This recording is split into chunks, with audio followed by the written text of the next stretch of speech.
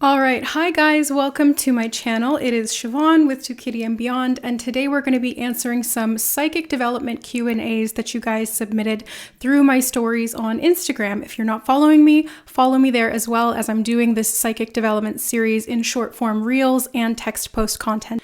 So let's start with the first question. How do I decipher and give meaning to images or visions that I see?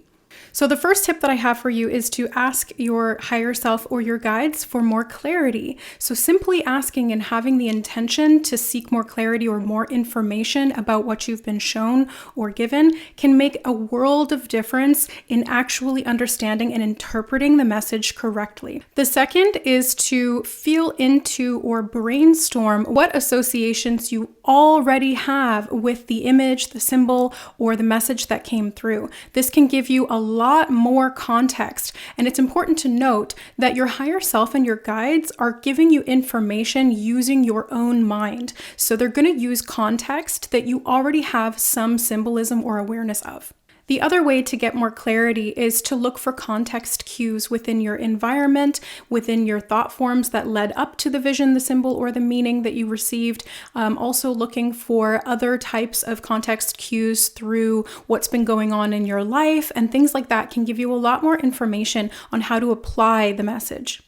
An often overlooked and super simple way to get more information is straight up just to Google it. I know it seems like what, but really, I Google so much stuff that my spirit guides bring through. I've noticed a big difference in when I Google things versus when I don't, because Google will lead you sometimes not to the right information, but that's why it's also a test of your intuitive inner system to discern what feels or resonates as true for you in regard to that message, that symbol, or that image. There is so much information online that you can find on dream interpretations, spiritual symbolism, and meanings behind everyday things like birds, numbers, and numerology. All of that stuff is online. You can also find more traditional interpretations like mythology and all of the archetypes that have been seeded through humanity in the collective consciousness. A great resource is even using Ascension glossary. So research it.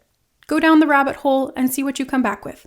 And the last tip for this question is allowing time to pass. Sometimes we're not given the full context at the time that the image or the visual was given. The reason for that is usually because there's a bigger picture that needs to unfold across time. So spirit will give you breadcrumbs or puzzle pieces that will later make sense in context that you don't currently have. The next question is one that I actually already addressed in my psychic development video. So the question is, how do you respond to people who tell you that using your gifts is the devil's work? Number one, understand that distorted perspectives exist. We live in a world where there's so much distortion of the truth, and each individual is a creator, so they can create their own truth as well. It may be a distortion, or it may be more aligned to the divine truth, which is unity and love, but there's a whole variation and spectrum of that here. So it's really a no man's land of what is true and what is not. So understand that these distorted perspectives are not to be taken literally or seriously by you. Don't take it personally as a direct attack on your character or on your intentions. Stay within your truth and hold fast to your inner knowing and the guidance you've received to unlock and step into your personal power. A lot of the time, these projections are cast our way for a couple of different reasons. Number one, projections of attack against your character or against what you're doing may show up when you step into your power and start using your psychic abilities, because there's an inner fear within you that needs to be addressed, and this person is coming up as a catalyst to help you bring awareness to that. The second is sort of the same thing, but it goes even a little bit deeper to the point where a lot of this can be past life in origin. So we might have had past lives where we were persecuted or even killed for using our divine gifts and being in our power. And so that will manifest in this current lifetime, again, to give you a catalyst to bring awareness to that and to deal with it now, to clear that pattern or cycle. A lot of the time, it can also just manifest because people fear stepping into their power. And so they project that onto you when they see you stepping into your power. Don't take it personally. If anything, take it as a good job from the universe, because you're addressing your fears and you've moved further than they have on their journey. Not that it's a competition. Each is in their unique divine position, exactly where they need to be, for exactly the reason their soul has designated. And then double down and reaffirm to yourself what feels true for you and trust yourself. And a bonus tip here, every single human on this planet has psychic abilities. Okay, we all have the genetic coding that allows us to tap into our extrasensory abilities. The only reason that most of the world doesn't have access to it right now is because the genetic coding that holds the ability within it, or this information that we can unlock, has been systematically repressed, shut down, and turned off through years and years of war and persecution and hate of people who have stepped into their power. I mean, look what happened to Jesus. Seriously.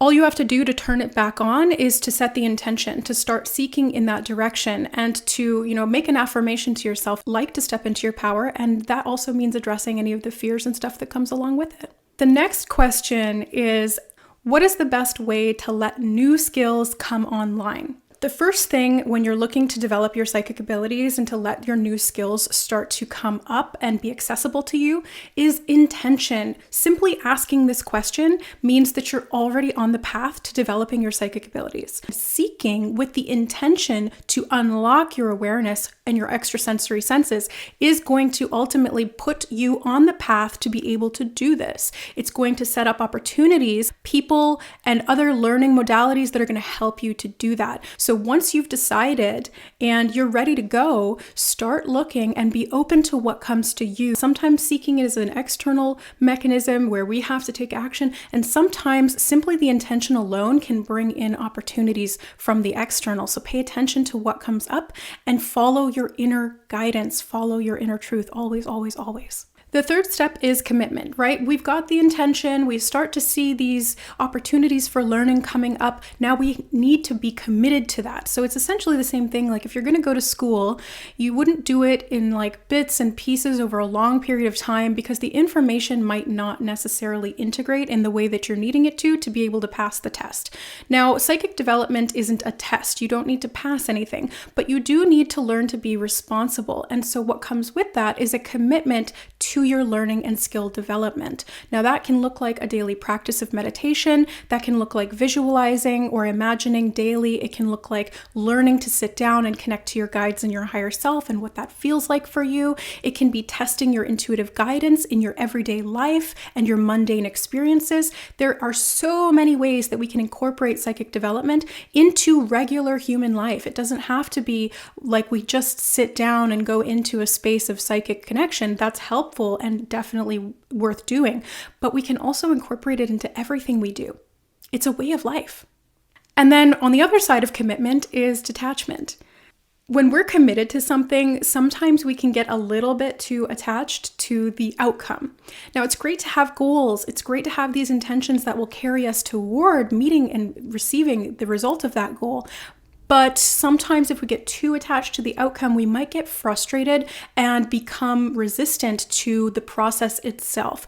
So when I say remain detached, what I actually mean is really just allow this process to unfold naturally. Don't get upset if you're not developing at the pace that you hoped or that you thought that you would be. Some people develop psychically really fast, and there's many reasons for that. Some of them are because their soul has designated that that would be most efficient for them. Some of them, it's because their soul expression or their soul type energy is aligned with divine truth, which is the third eye chakra. So it's just naturally part of their soul's skills and abilities. And other people might take a little bit longer because their soul has designated that that would be safest for them. It's ultimately a protective mechanism, or because it's not something that they've done before in past lives, or that comes naturally to them at soul level. Again, we all have these abilities within us. It's in our genetic coding and in our DNA. But sometimes it might be a little bit more challenging to practice and learn that skill. Just like everyone can play the piano, but some people are going to be more skilled at it. Some people it's going to take a little bit longer. And the last tip here is to address any areas of resistance. So again, this is going back to what we talked about before in fear. Having that come up can act as a resistance or put a damper on your pursuit and your commitment to achieving this goal of psychic development. So a lot of the time I see when people start to step into their power, a lot of fear will come up and a lot of resistance will start to manifest. either from inside or as projections from other people. So be very mindful of any areas of resistance that are coming up within you around tapping into these extrasensory abilities. It can feel unfamiliar and therefore uncomfortable, which is where the ego starts to fear and go into resistance. So remind yourself that you're safe along the way, and that will help you to begin gradually unlocking your psychic abilities at a pace that feels safe and sustainable for you. And the last question is actually a really interesting one. The question is, I was seeing spirits out of the corner of my eye, but then they stopped. What happened? I'm actually going to answer this question with a whole series of other questions. Now, if I had this person who was asking the question here in front of me, it would be a whole different thing. I would still ask these questions, but we would also look into what's going on within their energy body, if there are any blockages or restrictions that have gone up or that have come to the surface to be seen and known because they need to address them to be able to move forward and to continue progressing. But because this is just a question that I have here, I'm going to ask these questions. Did you start to fear spirit contact? Did you consciously or unconsciously ask your sight or your ability to see psychically to turn off or close at any point?